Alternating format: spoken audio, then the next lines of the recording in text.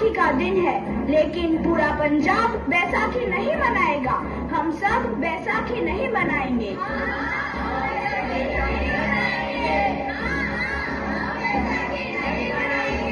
जब तक हम अंग्रेजों को भारत से बाहर नहीं निकाल देते, पूरा पंजाब बैसाखी नहीं मनाएगा। अच्छा, तो तुम सब हमारा विरोध करता है, भाग जाओ यहाँ से। इसका अंजाम बहुत ही बुरा होगा। हम नहीं जाएंगे, तुम लोग जाओगे। हमें नहीं, तुमको भारत से भागना होगा। Soldiers fire!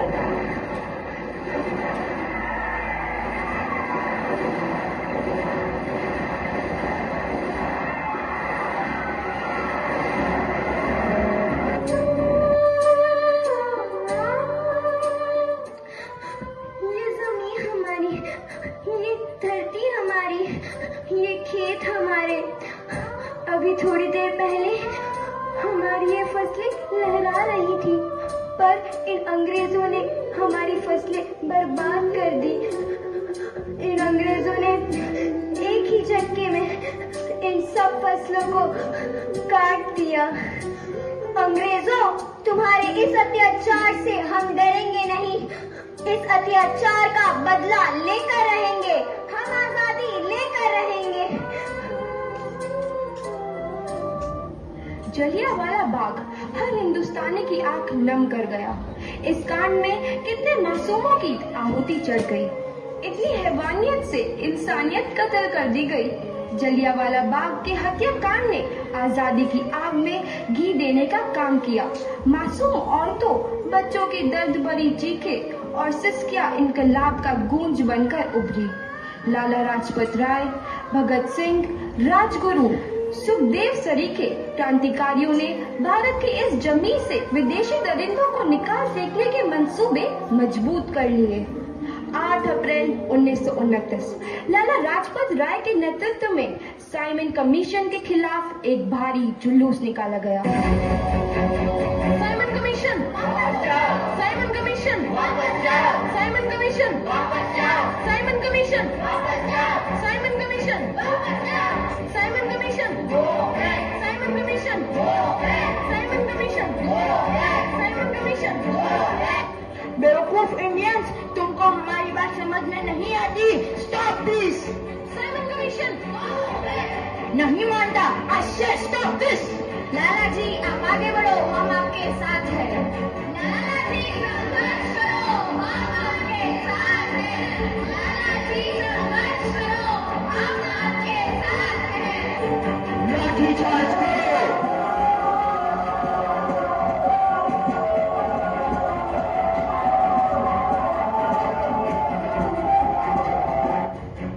लाला जी को तो बहुत गहरी चोट लगी है, उनका सर फट गया है।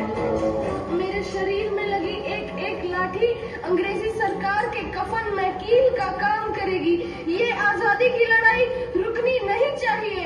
ये जिम्मेदारी मैं तुम सबको सौंप कर जा रहा हूँ। लाला लाजपत राय की दर्दनाक मौत के बाद भगत सिंह, सुखदेव, राजगुरु वतन के इन मतवालों के खून में ऐसा उबाल आया जिसका सामना करना अंग्रेजी सरकार के लिए मुश्किल हो गया।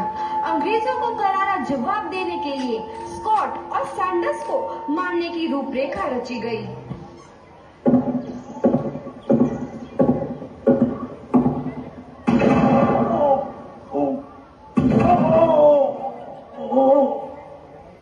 सैंडर्स मारा गया। चारों तरफ तहलका मचा था। दीवारों पर लिखा था, लाला जी की मौत का बदला ले लिया गया है। भगत सिंह समेत सभी वहां से फरार हो गए। 8 अप्रैल 1929 दिल्ली में ब्रिटिश सरकार की सेंट्रल लेजिस्लेटिव असेंबली की बैठक में 2 बम धमाके की आवाज सुनाई दी।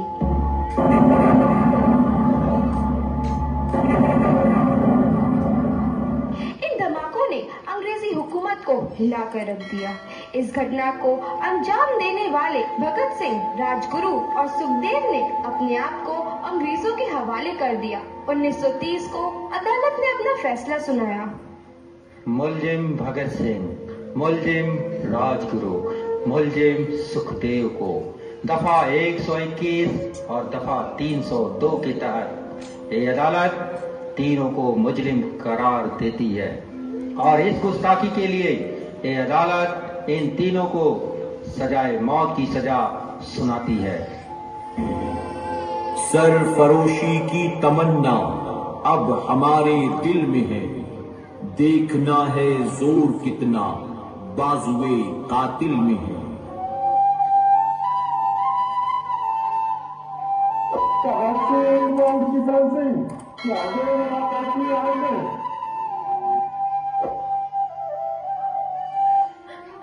पुत्र की हाल है तेरा? मैं चंगा हूँ माँ, फिक्र करने की कोई गल नहीं। पुत्र, मेरा दिल तेरी तरह पत्थर दिल नहीं होगा। तेरी ये गल्ला सुन के मेरा कलेजा फटे जा रहा है। माँ, मेरा दिल कोई पत्थर जैसा नहीं है, एक वतन परस्त का दिल है जो मेरे देश प्रेम के जज्बे को ताकत देता है। बेटा, मेरा लाल। माँ, आज मेरी तपस्या पूरी होने जा रही है। जे तू रोई तो मैंने तकलीफ होइया। सोच, तेरा पुत्र आज शादी करने वास्ते जा रहा है। फर्क केवल इतना है, वो घोड़ी पर नहीं फांसी पर चढ़ने वास्ते जा रहा है। आज तू क्रांतिकारी की माँ है, कल तू एक शहीद की माँ होगी। माँ।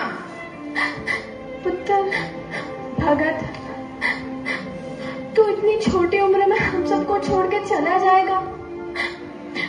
तूने जिंदगी में देखा ही क्या है पुत्र?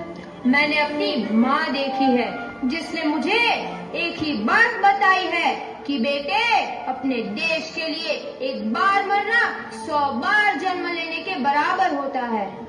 अच्छा माँ, अब आशीर्वाद दे, आखिरी बार विदाई लेने का समय आ गया है। भगत, मेरे लाल।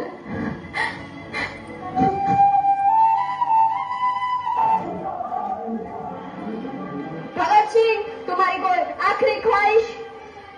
हमारे हाथ खोल दिए जाए। हम तीनों दोस्त एक दूसरे से गले मिलना चाहते हैं, उनके हाथ खोल दिए जाए।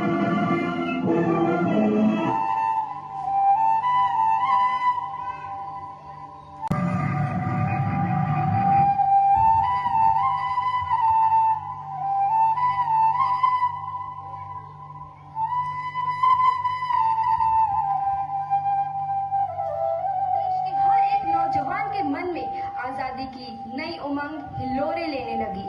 अंग्रेजों भारत छोड़ो का नारा जोर पकड़ रहा था। सबने एक आजाद भारत का सपना देखना आरंभ कर दिया था। हर कोई अपने अपने ढंग से इस महायज्ञ में अपनी आहुति दे रहा था। सुभाष चंद्र बोस, रानी लक्ष्मीबाई, तात्या टोपे और मंगल पांडे जैसे शहीदों की कुर्बानी रण लाई। 15 अगस्त 1947 को भारत आजाद हुआ।